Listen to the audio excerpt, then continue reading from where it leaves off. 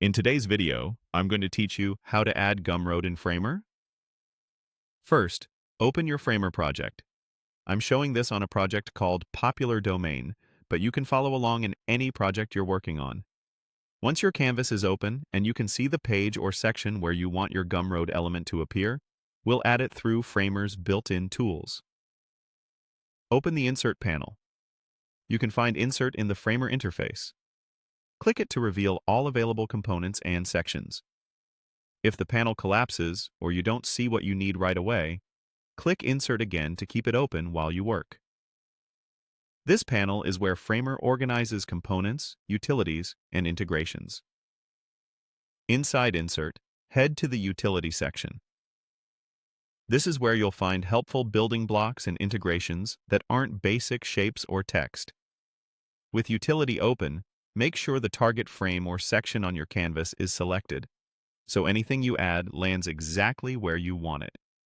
You'll see the area highlight when it's selected, which confirms you're about to place the component in the right spot. Before placing anything, adjust positioning so layout behaves the way you expect. Switch the selected layer to Absolute Positioning to quickly place and align the element. This makes it easy to fine-tune the location without affecting surrounding content. Once positioned, change it back to Relative so it participates in your normal layout flow. This keeps your design responsive and prevents unexpected overlaps on different screen sizes. With the target still highlighted, open the size controls. Here you can fine-tune width and height so the element matches your design. Choose dimensions that suit your layout, large enough to be noticeable, but balanced within the surrounding content. Now, from the Utility section, choose Gumroad. Framer provides a Gumroad element you can drop directly onto your canvas.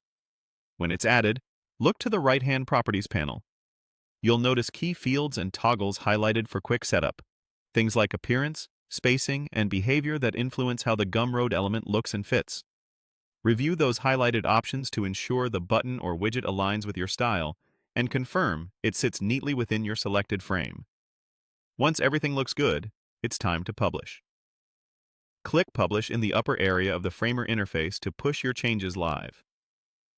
After publishing, preview your page to confirm the element appears where expected and looks consistent across breakpoints. And that's it. You opened your project, used Insert to access Utility, placed the